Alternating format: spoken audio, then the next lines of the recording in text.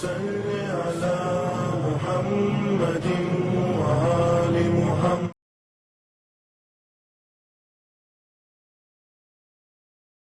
ما شاء الله لا حول ولا قوة إلا بالله العلي العظيم. أعوذ بالله السميع العليم من الشيطان اللعين الرجيم. بسم الله الرحمن الرحيم. الحمد لله رب العالمين والعاقبة للمتقين والنار للعاصين والجنة للمؤمنين. أما بعد فقد قال الله سبحانه تبارك وقوله الحق. بسم الله الرحمن الرحيم. يوم لا ينفع مال ولا بنون الا من اتى اللہ بقلب سلیم. ناظرین السلام علیکم ورحمۃ اللہ وبرکاتہ. اللہ کی بے شمار حمد و ستائش کے ساتھ ساتھ محمد وآل محمد کی ذوات مقدسہ پر بے شمار درود و سلام کے ساتھ ساتھ آج ہم پھر 18ویں ایپیسوڈ کے ساتھ مقصد خلقت انسان کے موضوع پر آپ حضرات کی خدمت میں حاضر گزار ہوئے ہیں. اللہ ارشاد فرما رہا ہے کہ محشر کے دن نہ تمہارے بیٹے ہی تمہیں کچھ کام آئیں گے اور نہ تمہارا مال دنیا ہی تمہارے کچھ کام آئے گا، نہ تمہیں فائدہ پہنچائے گا.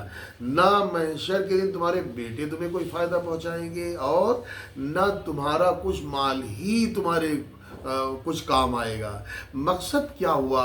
مقصد یہ ہوا کہ ہمارا بیٹا یا اولاد ہو وہ بھی دنیا پرستی کی طرف راغب نہ ہو، ہمارا مال اگر ہو وہ بھی دنیا پرستی کی طرف راغب نہیں ہو. اللہ دنیا طلبی بتا رہا ہے. مال دنیا اولاد دنیا اور ہے، مال دنیا اور ہے.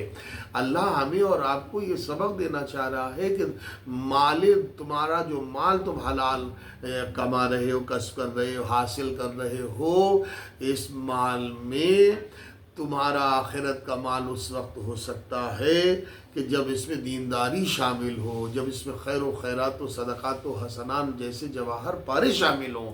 کسی کو دکھانے کے لیے یہ معاملہ نہیں ہونا چاہیے، چاہے اولاد کی منزل ہو یا مال کی منزل ہو. اب میں ایک جملہ آپ کی خدمت میں عرض کر کے بات کو آگے بڑھانا چاہوں گا کہ ہمارا مال سیرت حضرت خدیجہ کے مطابق ہو تو دنیا میں بھی فائدہ پہنچائے گا اور آخرت میں بھی فائدہ پہنچائے گا. ہماری اولاد سیرت حضرت عمران، حضرت ابو طالب کی طرح ہونا چاہیے.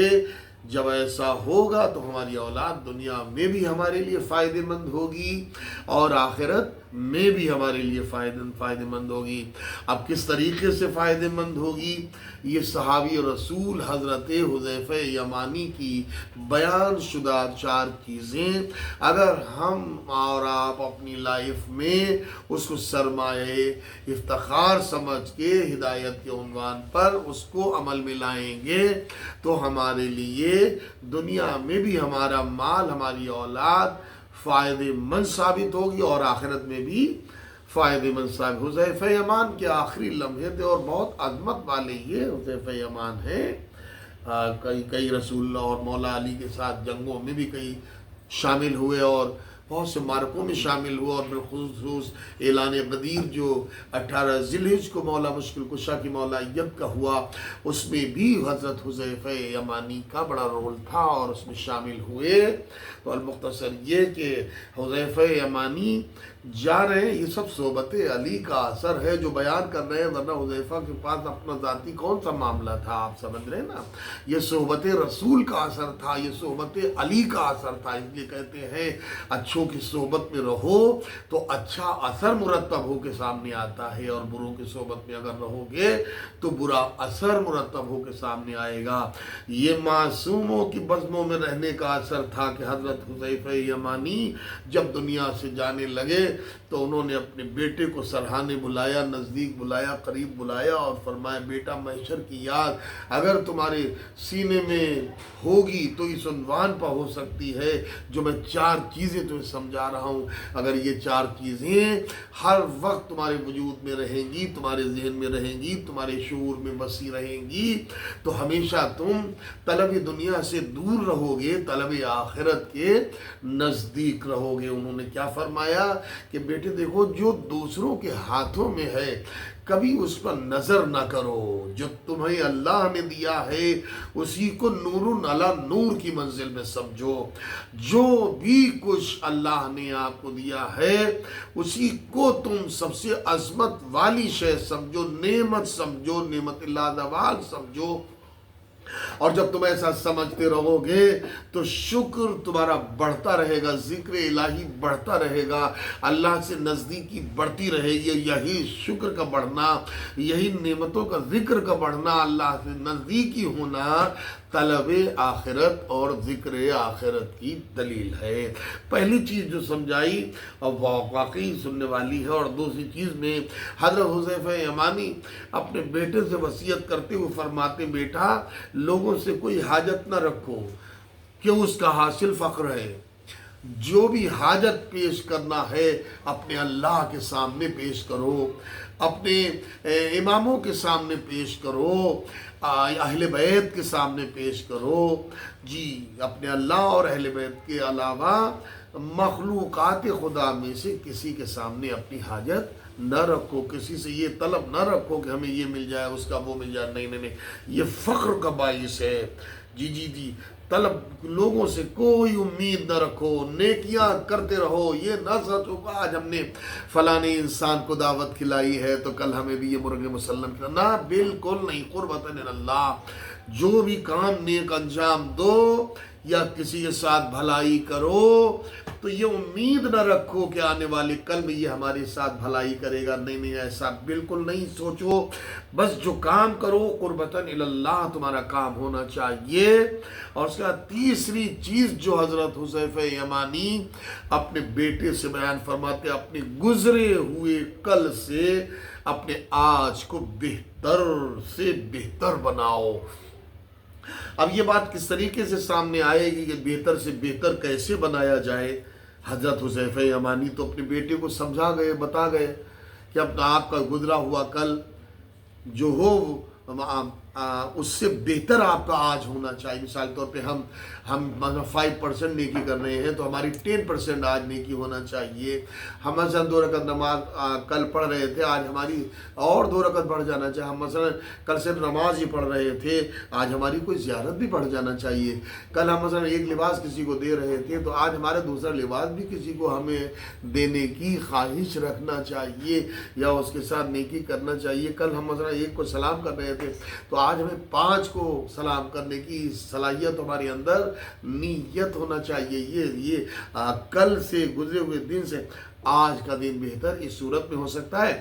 اور پھر آگے وہ یہ کہتے یہ ہیں حضرت حذیفہ یمانی، وہ کہتے ہیں تمہارا گزرا ہوا کل، امیر کائنات بھی اسی سلسلے میں بیان فرماتے ہیں، تمہارا آج کا دن کل سے کہیں بہتر ہونا چاہیے، تبھی تم علی والے کہے جاؤ گے. اور اسی طریقے سے چوتھی بات بھی جناب حذیفہ یمانی اپنے بیٹے سے فرماتے یہ ہیں کہ بیٹا جب نماز ادا کرو، جب نماز پڑھو تو بہتر طریقے سے نماز ادا کرو. یہ بہتر طریقے سے نماز کس طریقے سے ادا کی جائے گی؟ کریں یہ گتھی سلجھ نہ پاتی اگر ہم چھٹے امام جعفر صادق علیہ السلام کی بارگاہ میں دست گزاری نہ کرتے یا ہم سوال نہ کرتے. جب ہم نے چھٹے امام کی بارگاہ میں گزارش کی تو اس بات کو اپنی کتاب ملا محمد باقر مجلسی نے بھی روح الحیات میں یہ لمحہ لکھا ہے کہ چھٹے امام جعفر صادق علیہ السلام کی بارگاہ میں ایک شخص آیا اور آنے کے بعد اسے کئی گزارشیں کی، کئی چیزیں کی، محشر میں کامیابی کیسے ملے گی، اور پھر اس کے بعد یہ بھی رزق میں وسعت کیسے ہوگی، اور پھر یہ کہ موت میں آسانی کیسے ہوگی، قبر میں سہولت کیسے ہوگی. تو 100 کا ایک ہی جواب چڑھے امام علیہ السلام نے دیا. مولانا فرمایا جو بھی اپنی لائف میں تم نماز پڑھتے ہو اس نماز کو تم آخری نماز سمجھ کے ادا کرو. اور وہ یہ بھی اس نے سوال کیا تھا مولا وسوسے بہت آتے ہیں، تو مولانا فرمایا وسوسے ختم ہو جائیں گی، رحمتیں نازل ہو جائیں گی، سعادتیں نصیب ہو جائیں گی، دنیا میں بھی اطمینان اور آخرت میں بھی کامیابی میسر ہوگی. ہوگی اس صورت میں کہ تم اپنی ہر نماز کو آخری نماز سمجھ کے ادا کرو. یہ سوچو کہ اس نماز کی ادائیگی کے بعد ہمارا دنیا سے جانا طے ہے، ہم دنیا سے رخصت ہو جائیں گے. تو تم جب آخری نماز سمجھ کے ادا کرو گے تو تمہارے ذہن میں ہر وقت خیال آخرت ہی رہے گا. طلب دنیا کا جذبہ تمہارے ذہن سے ختم ہو جائے گا، ناپید ہو جائے گا، رخصت ہو جائے گا. اور یہی چیز جناب حذیفہ یمانی اپنے بیٹے کو وصیت میں فرما رہے ہیں کہ بیٹا جب نماز ادا کرو تو بہتر طریقے سے نماز ادا کرو، ایسی نماز ادا کرو کہ ذہن میں تمہارے صرف اور صرف جذبہ آخرت رہے، طلب دنیا کا کوئی جذبہ نہ رہے. کیونکہ وہ ادا کی ہوئی نماز سیرت اہل بیت کے مطابق ہوگی، سیرت نبوی کے مطابق ہوگی، سیرت علی کے مطابق ہوگی.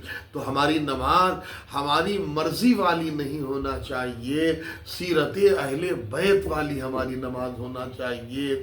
ہمارا کوئی بھی عمل ہماری مرضی والا نہیں ہونا چاہیے، بلکہ سیرت اہل بیت کے اعتبار سے ہمارا عمل ہونا چاہیے. تب جا کے اس دنیا میں ہماری لائف گڈ لائف کے عنوان پر فیمس ہو سکتی ہے. اور اسی لیے اللہ نے سورہ الشعراء کی 89 میں فرمایا کہ دیکھو کوئی بھی انسان مالوں کے ذریعے اور اپنے بیٹوں کے ذریعے محشر میں کامیاب نہیں ہو سکتا ہے، ہاں بقلب سلیم، صحیح اور سالم دل کے ساتھ جو حاضر ہوگا. تو کیسے حاضر ہوگا؟ جو متقی جو دنیا سے جائے گا تو اس کا قلب سلیم کس عنوان پر ہوگا؟ بچے دیندار ہوں گے، مال جناب خدیجہ کی سیرت پر خرچ ہونے والا ہوگا. تو مومنین آج کا پیغام ہمارے اور آپ کے واسطے بس یہی ہے کہ ہماری جو بھی لائف ہے یہ طلب آخرت کے مطابق ہونا چاہیے، طلب دنیا کے مطابق ہماری لائف بسر نہیں ہونا چاہیے. ہم دعا بھی کرتے خدایا دامِ دین ہمیں سکھنے جو کچھ بیان ہوا ہے ہم سب کو عمل پیرا ہونے کی توفیق عطا فرمائے. وآخر دعوانا ان الحمدللہ رب العالمین. ربنا تقبل منا انک انت السمیع العلیم. والسلام علیکم ورحمۃ اللہ وبرکاتہ.